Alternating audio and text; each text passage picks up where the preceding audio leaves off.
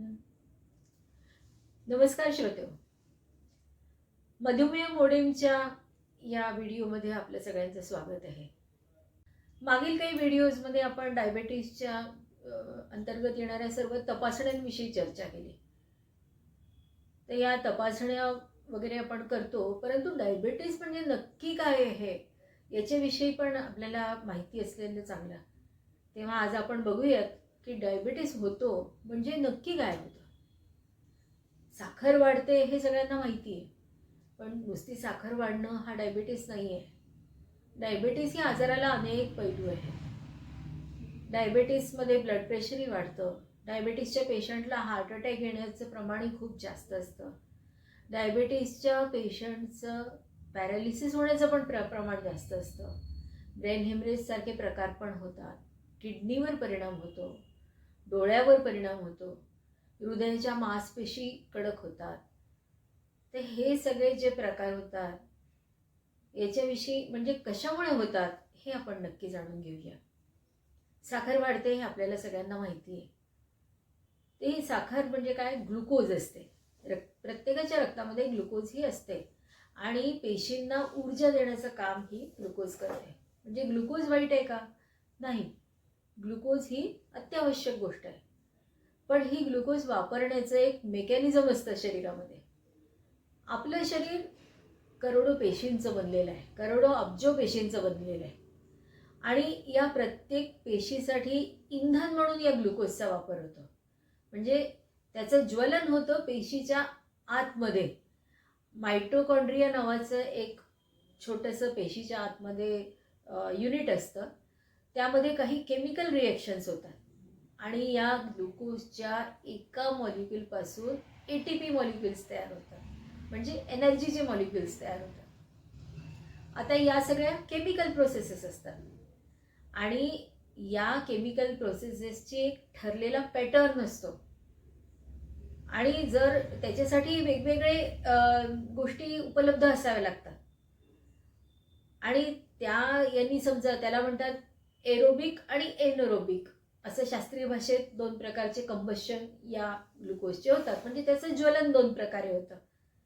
Aerobic प्रकारांनी जेव्हा ज्वलन होतं तेव्हा एका ग्लुकोजच्या मॉलिक्यूलपासून 32 एनर्जी मॉलिक्यूल आणि जेव्हा एरोबिक प्रकारांनी होत नाही, म्हणजे एरोबिक म्हणजे ऑक्सिजनच्या उपलब्धतेत, आणि जेव्हा एनेरोबिक प्रकारांनी होतं त्यावेळेला फक्त 2च ATPचे मॉलिक्युल्स तयार होतात आणि कीटोन्स नावाचं विषारी द्रव्य पण त्यासोबत तयार होतं, म्हणजे केमिकल रिॲक्शनचे बाय प्रॉडक्ट्स. तर अशा प्रकारे ग्लुकोज ही जरुरी असते एनर्जी प्रोडक्शनसाठी. पण ही ग्लुकोज असते रक्तामध्ये आणि हे सगळं प्रोसेसिंग होतं हे पेशींच्या आतमध्ये, म्हणजे सेलच्या आतमध्ये, मायटोकॉन्ड्रियामध्ये. तर आता या ग्लुकोजला या मायटोकॉन्ड्रियापर्यंत म्हणजे पेशींच्या आतमध्ये कोण पोचवतं? तर इन्सुलिन पोचवतं. पेशींची भिंत जी असते ती सेमी परमिएबल टाईप असते. काही गोष्टींना आत येऊ देते, काही गोष्टींना बाहेर जाऊ देते. सरसकट सगळ्या गोष्टी आत बाहेर त्यातनं होत नाहीत किंवा सरसकट सगळ्या गोष्टींचे दरवाजे बंदही नसतात. त्याच्या रिसेप्टर नावाच्या जागा असतात ज्याला आपण दरवाजे समजू शकतो आणि त्या रिसेप्टरला स्पेसिफिक मॉलिक्यूल जाऊन अटॅच झाले की मग ते त्या पर्टिक्युलर साखरेच्या मॉलिक्यूलला आतमध्ये एंट्री देतात पेशींच्या आतमध्ये. त्याला म्हणतात इन्सुलिन रिसेप्टर्स. रिसेप्टर म्हणजे रिसीव्ह करणारा. ते इन्सुलिन जिथे जाऊन पेशीच्या भिंतींना म्हणजे वॉल्सना अटॅच होतो तिथे इन्सुलिन रिसेप्टरवर, तिथे नंतर मग त्याचं स्वीकारती पेशींची ती जागा रिसेप्टर करतं आणि मग ते ग्लुकोजला आपला दरवाजा मोकळा करतं आणि मग ग्लुकोजचा मॉलिक्यूल रक्तातून पेशीमध्ये ट्रान्सफर होतो. आता डायबिटीसमध्ये म्हणजे बहुतांश जे 40च्या नंतरचे डायबिटीस असतात त्याला आपण मागील याच्यामध्ये टाईप 2 म्हणून पाहिलं. त्यामध्ये काय होतं की हे इन्सुलिन रिसेप्टर्स काम करत नाहीत. म्हणजे इन्सुलिन येऊन धडकतं तिथे, पण ते रिसेप्टर त्याला ॲक्सेप्टच करत नाही आणि ग्लुकोजसाठी पेशींचा दरवाजा उघडत नाही. या प्रक्रियेला काय म्हणतात? Insulin resistance. आणि हे इन्सुलिन रेझिस्टन्स आलं की ग्लुकोज खूप जास्त प्रमाणामध्ये रक्तामध्ये अनयूज राहते, त्याच्यामुळे साचत जाते आणि मग ती वाढत जाते. पेशींच्या आतमध्ये तिचं ट्रान्सफर थांबलाय. मग आता मायटोकॉन्ड्रियामध्ये एनर्जी प्रोड्यूस ATP प्रोड्यूस करण्यासाठी अवेलेबल असणारी ग्लुकोज नाही. म्हणजे आपल्या घरातलं गॅसचं सिलेंडर संपलं तर शेगडी पेटेल का? नाही. तसं काहीसं होतं आणि त्याच्यामुळे एनर्जी प्रोडक्शन स्टॉप होतं. पेशींना एनर्जी मिळाली नाही की आत्यंतिक थकवा पेशंटला जाणवणारच. आणि रक्तामध्ये ग्लुकोजचं प्रमाण वाढलं की त्याचं जे हे असतं, कंपोजिशन असतं, त्याची डेन्सिटी असते, त्याचं ऑस्मोलॅलिटी त्याला आम्ही म्हणतो शास्त्रीय भाषेत, ती बदलली की त्याचे विविध परिणाम पेशंटच्या शरीरावर दिसून येतात. कारण हे रक्त सगळ्या शरीरातून खेळत असतात आणि मुख्य ते किडनीमध्ये जात असतं शुद्धीकरणासाठी.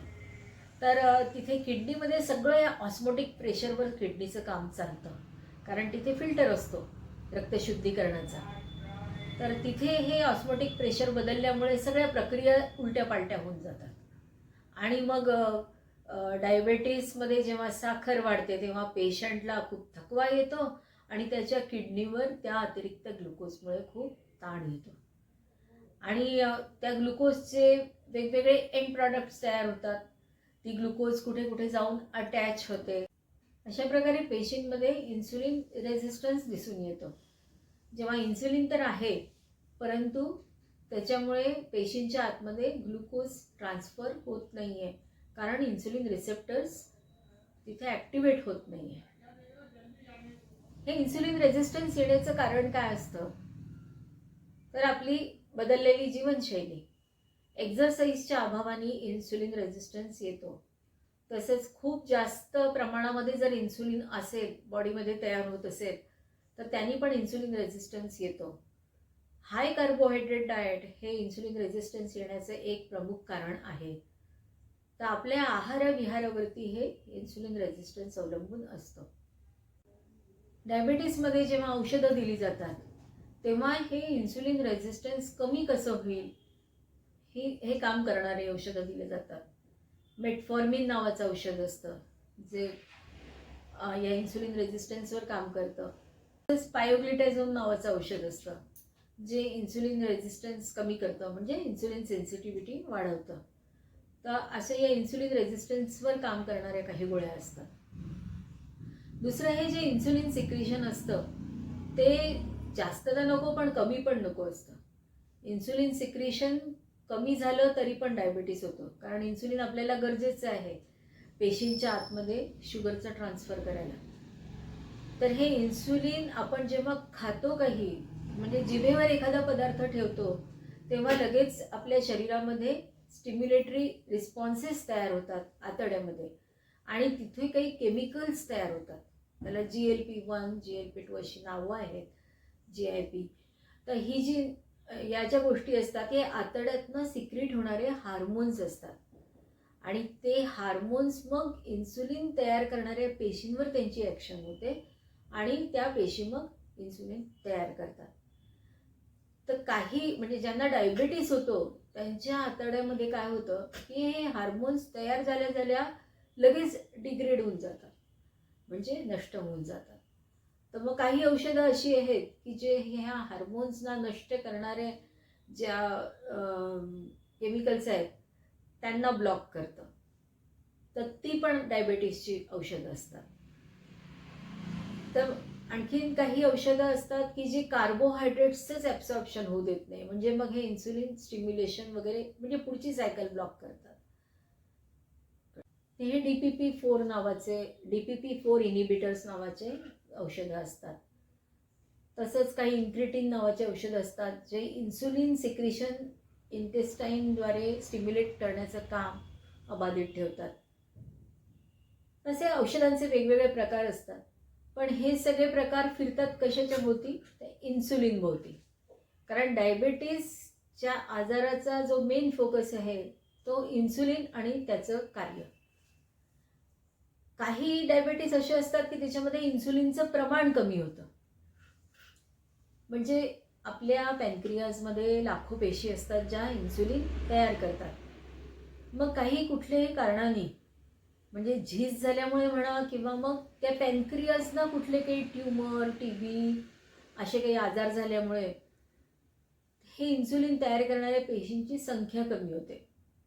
आणि जेव्हा ती 80%च्या वर रिड्यूस होते, म्हणजे केवळ 20% किंवा त्यापेक्षा कमी उरते, त्यावेळेला इन्सुलिनच्या कमतरतेमुळे होणारा डायबिटीस होतो. तेव्हा आपल्याला हे सगळे बाकीचे औषधं देऊन काहीच उपयोग नसतो. कारण इन्सुलिन रेझिस्टन्सचा प्रश्न नाही आहे तिथे. गोळ्या काय करतात, इन्सुलिन रेझिस्टन्स जिथे आहे तिथे काम करतात. इथे आपल्याला इन्सुलिनचे इंजेक्शन्स द्यावे लागतात. तर डायबिटीसची ट्रीटमेंट ही या डायबिटीसचं मेकॅनिझम तुमच्या शरीराच्या आतलं काय आहे, कुठे कुठे आहे यावर अवलंबून असते. त्यामुळे एक गोष्ट लक्षात घेतली पाहिजे की एकच डायबिटीसची गोळी ही सगळ्यांना सारखी लागू होईल असं नसतं. प्रत्येक पेशंटला वेगवेगळ्या प्रकारांनी हा प्रॉब्लेम असतो आणि त्याचा विचार करून त्याचा अंदाज घेऊन ट्रीटमेंट करावी लागते. त्यामुळे कोणी पण म्हणजे आपल्या आमका ओळखीचा ही डायबिटीसची गोळी घेतो आहे म्हणून मी ती चालू करून देतो असं न करता डॉक्टरच्या सल्ल्यानुसार गोळी चालू करावी लागते. आणि ज्याला इन्सुलिनचे इंजेक्शन सांगितलेले आहेत त्याला इन्सुलिनचे इंजेक्शन्सच घ्यावे लागतात. आता एक कॉमन गैरसमज आहे की इन्सुलिनवर गेला पेशंट म्हणजे शेवटच्या स्टेजला गेला डायबिटीस. असं काहीही नसतं. जर तुमचं मेकॅनिझम इन्सुलिनच्या कमतरतेचं असेल तर डॉक्टर तुम्हाला इन्सुलिन देते. तर त्याच्यामुळे हे जे इन्सुलिन विषयीचे गैरसमज आहेत की इन्सुलिन सुरू झालं म्हणजे डायबिटीस एकदम शेवटच्या स्टेजला गेला किंवा इन्सुलिनचं इंजेक्शन मला नको, ते हे सगळे काढून टाकायला पाहिजे आणि ट्रीटमेंटचा खुल्या दिलाने स्वीकार करायला पाहिजे. म्हणजे आपल्याला डायबिटीस कंट्रोल व्यवस्थित करता येतो. किती झाले? 2 मिनिटं झाले. तर आपण आज काय पाहिलं की इन्सुलिन हे पेशींवरच्या कुलपाची किल्ली आहे. इन्सुलिन रिसेप्टर हे कुलूप आणि इन्सुलिन ही किल्ली. आणि ह्या कुलूप किल्लीच्या मार्फत इन्सुलिन ग्लुकोजसाठी पेशींचं दार उघडलं जातं आणि त्यानंतर मग पेशींमध्ये एनर्जी तयार होते. जेव्हा ग्लुकोज वापरलं जात नाही तेव्हा ती रक्तात साचते आणि किडनीवर प्रेशर आणते आणि म्हणून मग लघवीमध्ये ग्लुकोज आपल्याला दिसून येते. कारण मग किडनी ती अतिरिक्त ग्लुकोज लघवीतून बाहेर टाकण्याचा प्रयत्न करते. एक गोष्ट अजून सांगावीशी वाटते. पूर्वीच्या काळी ज्यावेळेला ब्लड शुगर मोजण्यासाठी साधनं उपलब्ध नव्हती तेव्हा आम्ही लोक युरिन शुगरवरून पेशंटची ट्रीटमेंट करायचो आणि म्हणून तेव्हा युरिन शुगर खूपच महत्त्वाची होती. आता आपल्याला ब्लड शुगर फ्रीली करता येते तर आता युरिन शुगरचं तितकं महत्त्व काही उरलेलं नाही आहे. आणि आता नवीन काही औषधं आलेली आहेत SGLT2 इनिबिटर्स जी लघवीद्वारे ग्लुकोज काढून टाकतात. तर त्याच्यामध्ये साखर ही औषधच गोळी लघवीमध्ये साखर उत्सर्जित करतात. तर त्यामुळे युरिन शुगरविषयी काही आग्रह धरायला नको. असे अनेक पेशंट भेटतात ते म्हणतात ब्लड शुगर बरोबर आमची युरिन शुगर करायला पाहिजे. कारण पूर्वीच्या काळी करत होते त्यांना ऐकून माहिती असतं. पण आजकाल युरिन शुगर करण्याची काही गरज उरलेली नाही.